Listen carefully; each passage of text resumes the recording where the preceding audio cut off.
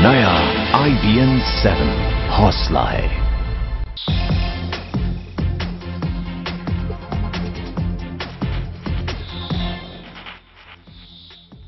और एक बार अब जैसा कि मैंने शुरू में आपको बताया कि दिल्ली में क्योंकि चुनाव बिल्कुल अपने शबाब पर आ चुके और ऐसे में सियासी पार्टियों में लगातार विरोध और विरोध के बाद के खबरें भी आती जा रही हैं। आज एक नई दिशा में बहस मुड़ चुकी है। आज खबर यह आ रही है कि नरेंद्र मोदी और किरण बेदी, जो कि बीजेपी के दो बड़े स्टार चेहरे हैं, उनकी लोकप्रियता को देखकर उनके विरोधियों में परेशानी हो गई है। आम आदमी पार्टी के संस्थापक रहे शांति भूषण ने किरण बेदी की तारीफ के कसीदे पढ़ दिए। उन्होंने कहा कि वो बहुत ही ईमानदार हैं, उन पर सवाल नहीं खड़े किए जा सकते। वहीं दूसरी ओर कांग्रेस के बड़े नेता महासचिव जनार्दन द्विवेदी की तरफ से बयान आता है कि वो नरेंद्र मोदी के कामकाज को लेकर संतुष्ट है। भारतीयता की ओर कहीं ना कहीं बीजेपी उनकी अगुवाई में लौट रही है। इसको कहते हुए इसके बाद सवाल खड़े हो गए कि क्या जनार्दन द्विवेदी नरेंद्र मोदी के मुरीद हो गए हैं। कांग्रेस पार्टी ने बाकायदा प्रेस कॉन्फ्रेंस कर अजय माकन ने संकेत दिए कि जनार्दन द्विवेदी पर कार्रवाई करने के बारे में पार्टी सोच रही है। तो ये दो बड़ी पार्टियों में दो बड़े नेताओं के द्वारा हलचल की गई बीजेपी की वजह से। क्या हुआ पूरा माजरा, पहले वो देखिए फिर बातचीत। क्या इस वक्त देश में सबसे बड़ा मुद्दा प्रधानमंत्री नरेंद्र मोदी और भारतीय जनता पार्टी है? क्या भारतीय जनता पार्टी की विरोधी पार्टियों के पास कोई मुद्दा नहीं बचा है? गुरुवार को एक के बाद एक दो बयानों से दिल्ली के सियासी गलियारों में जलजले जैसे हालात दिखे। पहला बयान जनार्दन द्विवेदी का आया। जनार्दन द्विवेदी rediff.com को दिए इंटरव्यू में प्रधानमंत्री मोदी की प्रशंसा करते दिखे। जनार्दन ने इस इंटरव्यू में कहा, मोदी सामाजिक स्तर पर लोगों को समझाने में कामयाब रहे। वो भारतीय नागरिकों के बेहद करीब हैं। मोदी की जीत भारतीयता की जीत है। इस बयान के बाद कांग्रेस पार्टी में मानो भूचाल आ गया। कांग्रेस की तरफ से जनार्दन द्विवेदी पर कार्रवाई के संकेत दिए गए तो थोड़े नरम सुर के बावजूद सफाई देने मीडिया के सामने आए जनार्दन का रुख बहुत कुछ कह रहा था। तो कांग्रेस का अगर कोई महासचिव इसके विपरीत अपनी कोई बात कहता है जो भाजपा को पसंद आए तो उसमें हम कुछ नहीं कह सकते, लेकिन हम उसका विरोध कर रहे हैं। हम उसके कड़े शब्दों में इसीलिए निंदा कर रहे हैं कि ये सोच कांग्रेस की सोच नहीं है। दूसरी बात, जहां तक अनुशासनात्मक कार्रवाई की बात है, इसका फैसला शीर्ष नेतृत्व बहुत जल्द करेगा। मोदी जी और भारतीय जनता पार्टी लोगों को ये समझाने में सफल हो गए कि वे लोगों के अधिक निकट हैं और एक तरह से भारतीय जनमानस को, मैं आज दूसरी भाषा में उसको कह रहा हूं, उसको वो रिप्रेजेंट करते हैं, उसका प्रतिनिधित्व करते हैं। एक तरफ जहां जनार्दन द्विवेदी के मोदी की तारीफ करने से कांग्रेस बैकफुट पर आई, तो वहीं दिल्ली चुनाव में बीजेपी से कड़ा मुकाबला कर रही आम आदमी पार्टी को बड़ा झटका दिया खुद पार्टी के संस्थापक और संरक्षक शांति भूषण ने। मुझको लगता है कि ये मास्टर स्ट्रोक है बीजेपी का, किरण बेदी को लाना और चीफ मिनिस्टर कैंडिडेट बनाना। आम आदमी पार्टी को सबसे ज्यादा चंदा देने वाले और देश के पूर्व कानून मंत्री के इस बयान से दिल्ली के सियासी हलकों में खलबली मच गई।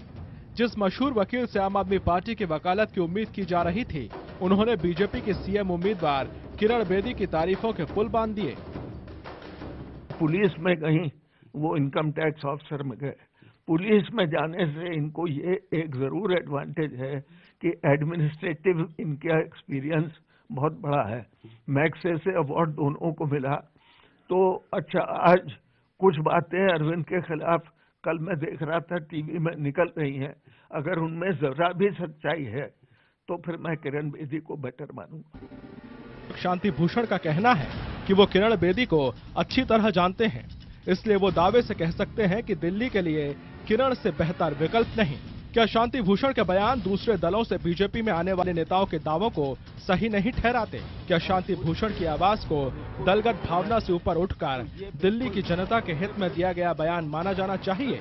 इस पर कुछ वक्त तो बहस जरूर होती रहेगी। दिल्ली से रवि सिंह के साथ ब्यूरो रिपोर्ट, IBN 7। और इसी मुद्दे पर बात करने के लिए कि क्या बीजेपी के नेताओं की बढ़ती लोकप्रियता उनके विरोधियों को उनकी तरफ आकर्षित कर रही है? आखिरकार क्यों शांति भूषण और जनार्दन द्विवेदी को बीजेपी के नेता पसंद आ रहे हैं?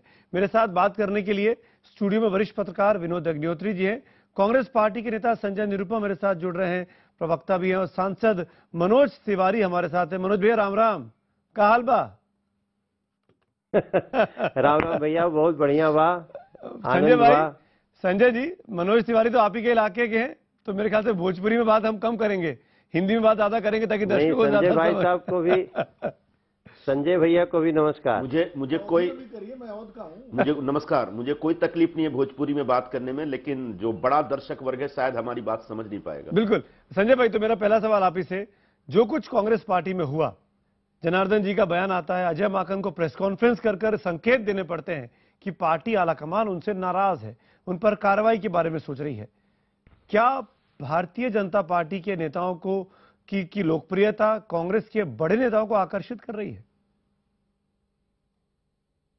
देखिए, द्विवेदी जी ने अपने बयान के ऊपर अपना खुलासा पेश किया है और उनका यह कहना था कि उन्होंने ये कहा था कि पिछले चुनाव में मोदी या भारतीय जनता पार्टी नहीं जीते, बल्कि कांग्रेस पार्टी हारी है। अब हार के अलग अलग कारण होते हैं।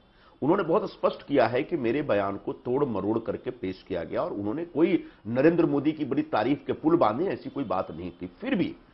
फिर भी आप लोग इस पूरे इशू को एक बार जब उनकी तरफ से खुलासा आ गया, स्पष्टीकरण आ गया, तो भी अगर मुद्दा बनाना चाहते हैं तो आप बनाने के लिए एकदम स्वतंत्र है। लेकिन इतना याद रखिए, कांग्रेस पार्टी की प्रारंभ से भूमिका रही है कि नरेंद्र मोदी का व्यक्तित्व एक बहुत ही दागदार व्यक्तित्व है। दंगा कराने से लेकर के लड़कियों की स्नूपिंग कराने तक के उनके ऊपर आरोप लगे और इन आरोपों के ऊपर कभी भी उन्होंने जवाब नहीं दिया, चुप्पी साधी। मानिए आपकी बात, ये आरोप लगे हैं, मानता हूं आपके आरोप लगे हैं कि संजय निरुपम, आज अजय माकन को प्रेस कॉन्फ्रेंस क्यों करनी पड़ी? कांग्रेस के मंच पे आके अजय माकन ने जनार्दन द्विवेदी के नाम का नाम के लेते हुए ये कहा कि कार्रवाई करने के बारे में पार्टी सोच रही है, अनुशासनात्मक कार्रवाई हो सकती है। जनार्दन द्विवेदी अभी जब मैं आपसे बात कर रहा हूं, कुछ देर पहले जाके ए.के. एंटनी साहब से मिले सफाई देने के लिए। अजय माकन जी ने आज प्रेस कॉन्फ्रेंस करके सही काम किया, क्योंकि जनार्दन द्विवेदी जी के बयान से इस प्रकार की धारणा बन रही थी कि उन्होंने तारीफ की है नरेंद्र मोदी की, जो कि सही नहीं था। ऐसे में जब उन्होंने घोषणा की तो द्विवेदी जी ने कल भी स्पष्ट किया था और आज बेहतर तरीके से स्पष्ट कर दिया है। तो मुझे लगता है पूरा मुद्दा खत्म हो गया। मैं जो एक बात आखिर में जोड़ना चाह रहा था वो ये कि आज भी नरेंद्र मोदी 7 महीने से प्रधानमंत्री हैं, लेकिन जिन विषयों से देश में खलबली मचती है, देश में तबाही हो सकती है, देश टूट सकता है, चाहे घर वापसी का हो या लव जिहाद का मुद्दा हो या रामजादे और तमाम जो अलग शब्दों का प्रयोग उनके मंत्री लोग करते हैं, उस पे वो चुप रहे। मनोज तिवारी जवाब दीजिए। नरेंद्र मोदी जी की टिप्पणी जो है उनको और दागदार बनाती है। ठीक है, मनोज तिवारी जवाब दीजिए संजय की बातों का।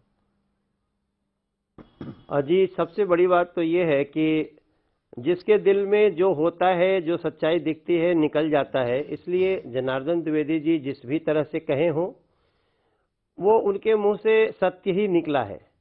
और जैसे बड़ी बात रही कि जैसे संजय भाई साहब ने कहा, यह हमेशा से मैं संजय भाई साहब को सुनता रहा हूं, तो इन्होंने बराबर कहा है हमारे मोदी जी को दागदार हैं, दाग है। तो दाग है या नहीं है, ये तो देश ने साफ कर दिया है।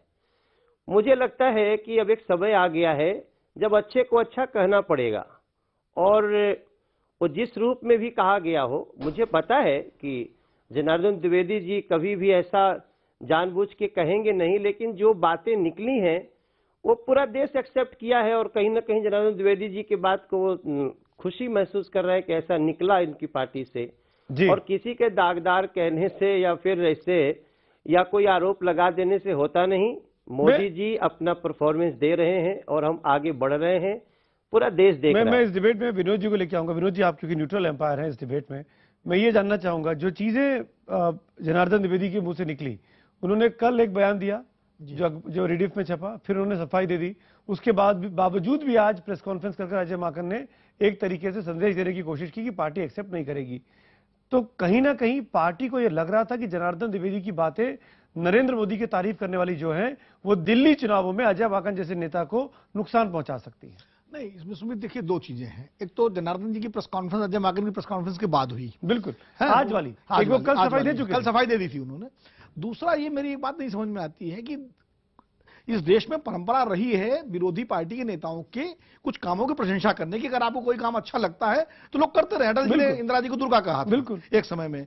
डॉक्टर लोहिया और जवाहरलाल नेहरू में बहुत मतभेद थे, लेकिन जब कभी कोई बात होती थी दोनों मिलकर बात करते थे। तो ये स्वस्थ परंपरा रही है। अगर द्विवेदी जी ने मान लीजिए कोई बात, उन्होंने क्या कहा उन्होंने खुद सफाई दे दी, मैं उस पर नहीं जाऊंगा, लेकिन अगर द्विवेदी जी ने या शांति भूषण जी ने कोई बात कह दी तो उस पर इतना किसी को उनका अपने निजी विचार भी हो सकता है। यह भी कहा जा सकता है कि अनुशासन की कार्रवाई की जाए, ये किया जाए, वो मुझे तो समझ में आता नहीं है। लेकिन जरूर कांग्रेस में ये एक चिंता रही कि दिल्ली चुनाव में इसका डैमेज हो सकता है, इसलिए इमीडिएट एक एग्रेसिव पोस्चर लिया गया। एक बात अभी मनोज तिवारी जी कह रहे थे, बड़ी अच्छी बात कही उन्होंने कि दिल की बात जमा पे आ ही जाती है। किरण बेदी जी के बारे में मनोज तिवारी की जमा पे भी उनकी दिल की बात आ गई थी जब उन्होंने कहा था कि हमें दरोगा नहीं नेता चाहिए। तो इस तरह कई बार बातें आ जाती हैं। मनोज जी जवाब दीजिए, आप भी तो किरण बेदी से नाराज थे। विनोद भाई साहब, ऐसा मैंने कभी कहा ही नहीं। वो जो मैं कहूंगा वो मैं एक्सेप्ट कर लूंगा। तो उस बात को तोड़ मरोड़ करके लोगों ने वही द्विवेदी जी भी कह रहे हैं, वही द्विवेदी जी कह रहे हैं, वही द्विवेदी जी कह रहे हैं, निरुपम कह रहे हैं द्विवेदी जी के लिए सेम बिल्कुल वही। आपकी स्थिति और द्विवेदी जी की स्थिति एक ही है। नहीं, हम तो किरण बेदी जी के साथ हैं, उनको सीएम बनाने के लिए लड़ रहे हैं। तो ऐसा कुछ नहीं है। क्या है ना भाई साहब, देखिए एक राजनीति में ऐसी व्यवस्था चली है जहां पे लोग छोटी छोटी बातों के तिल का ताड़ बनाते रहते हैं। दिल के भावों को अच्छी तरह समझना चाहिए। और किसी का, कल मनमोहन सिंह जी भी कई काम करते थे जिसका भारतीय जनता पार्टी के लोग तारीफ कर देते थे, जो अच्छा था। तो अगर मोदी जी अच्छा कर रहे हैं तो तारीफ करने में क्या बुराई है? नहीं, वो तो मैं कह ही चुका हूं, वो तो मैं कह ही रहा हूं कि एक दूसरे की तारीफ करनी चाहिए, इतना खुला दिल राजनीति में होना चाहिए। राजनीति को दुश्मनी में नहीं बदलना चाहिए।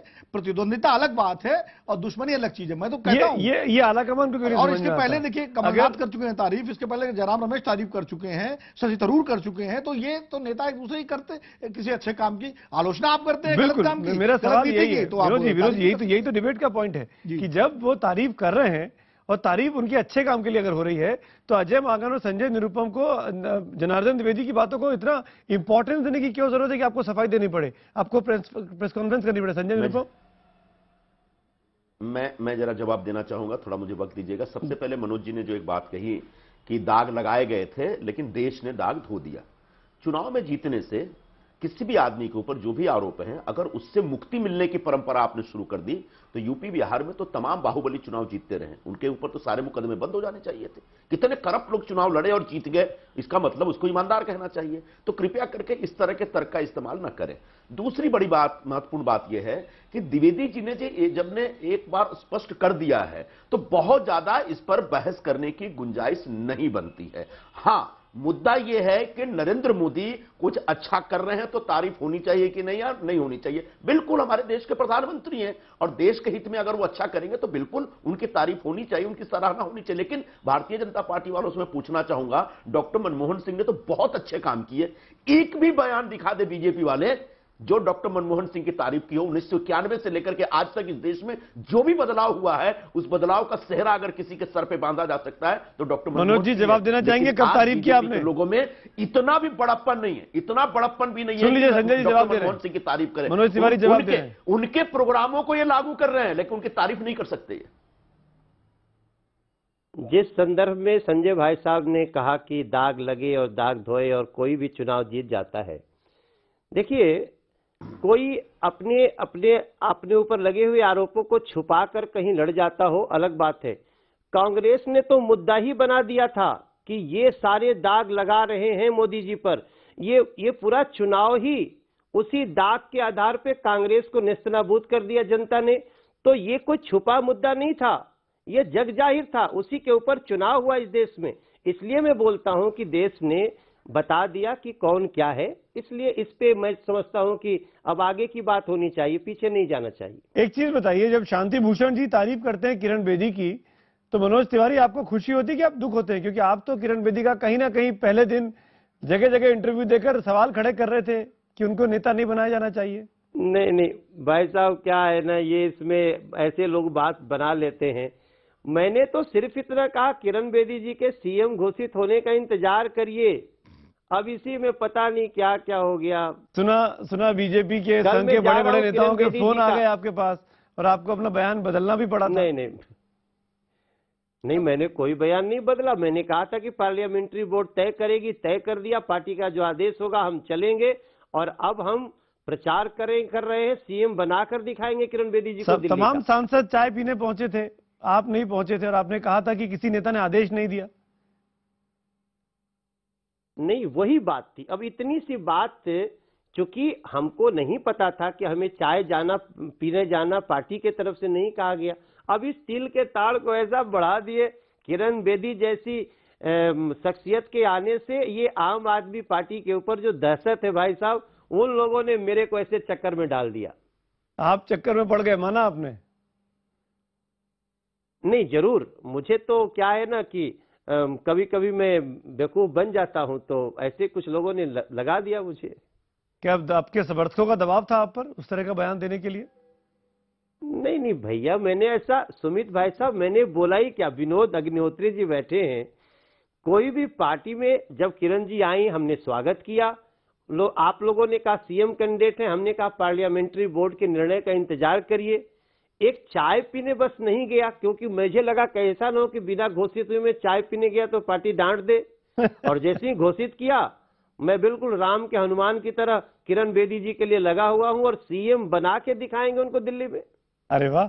ये बताइए विनोद अग्निहोत्री जी कि ये मनोज तिवारी जिस तरीके से बात कर रहे हैं, क्या शांति भूषण की तारीफों के बाद आपको लगता है कि आम आदमी पार्टी के अंदर भी कहीं ना कहीं कुछ विरोधाभास है इस टकराव को देखकर? शांति भूषण जी आम आदमी पार्टी के संस्थापक सदस्य हैं। हालांकि वो भारतीय जनता पार्टी के संस्थापक सदस्य भी रहे हैं।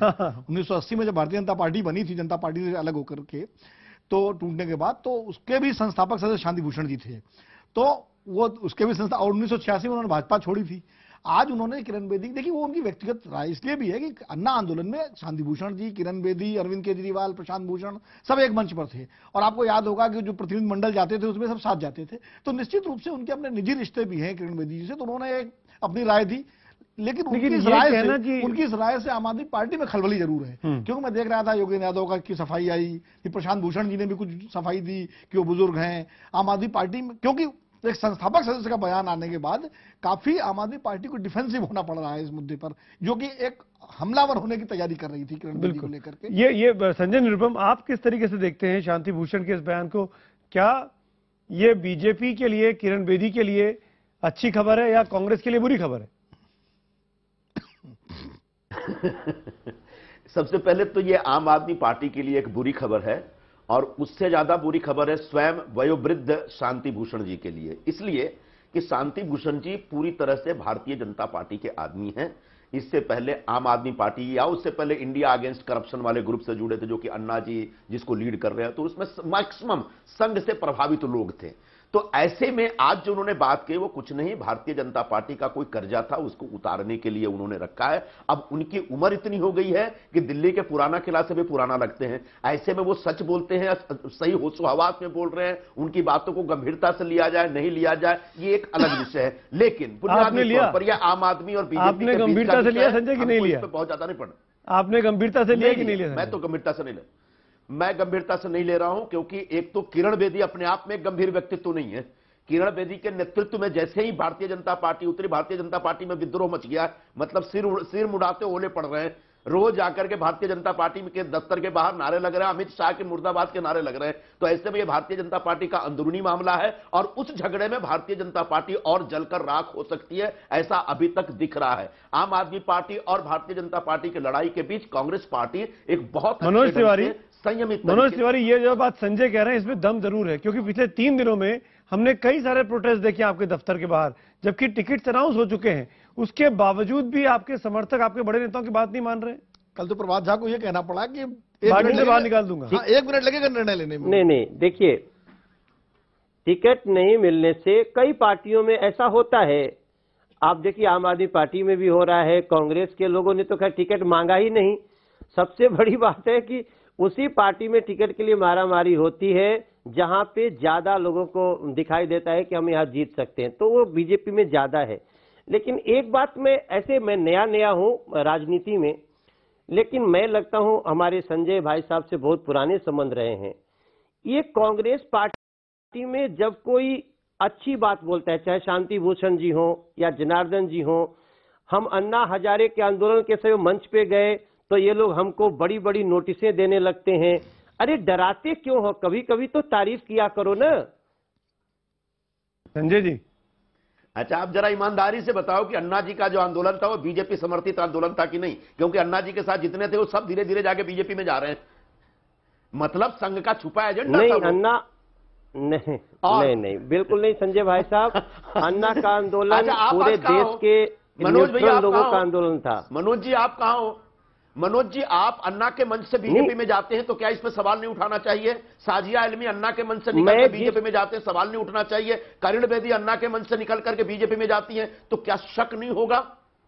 एकदम सब कुछ साफ साफ है। नहीं देखिए, मैंने अपना एक रास्ता अन्ना के आंदोलन पे एक तड़प के साथ गया था। इस देश के लोगों की तड़प थी कि भाई कांग्रेस आवाजों को दबाती क्यों है। अन्ना के यहाँ गए, लगा कि इनसे नहीं होगा ये काम, मोदी कर सकते हैं, तो उसके लिए संजय भाई साहब हम लोग चल दिए। मुझे लगता है देखिए बहुत सारी चीजें हो गई हैं, हमें कभी कभी अच्छी चीजों को एक्सेप्ट करना पड़ेगा भाई साहब। मनोज भाई, इसके पहले आपको मनोज भाई, इसके पहले आपको लगा था कि शायद ये काम मुलायम सिंह या अमर सिंह कर सकते हैं, जब आप 2009 में गोरखपुर से समाजवादी पार्टी के टिकट पर चुनाव लड़े थे, उस वक्त भी तो आप नहीं भाई साहब, वो मेरा डिसीजन नहीं था और वो मेरा बचपना था, मैंने कई बार कह दिया है। लेकिन अन्ना के आंदोलन में शामिल होना मेरा डिसीजन था, देश की तड़प के साथ आगे बढ़ना मेरा डिसीजन था।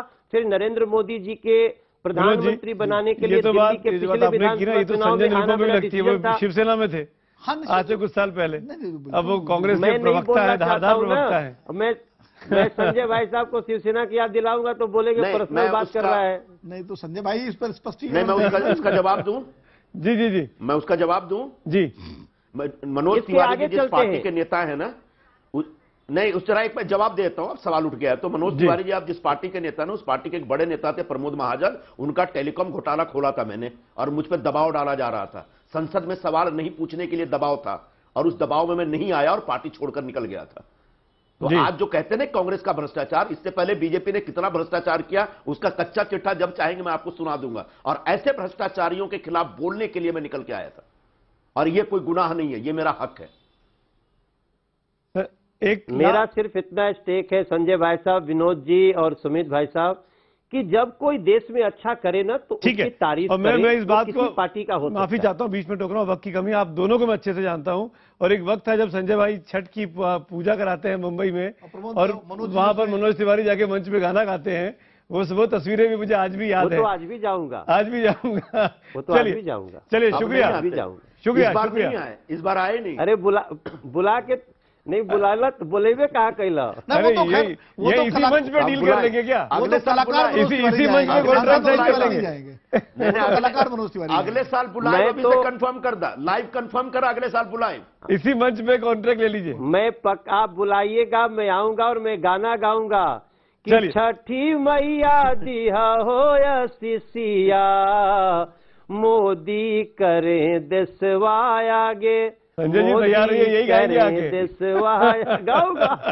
संजय जी शुक्रिया, thank you so much, thank you so much. हर व्यक्ति को thank you so much Sanjay ji, वक्त की कमी है, मेरे पास बहुत वक्त की कमी है।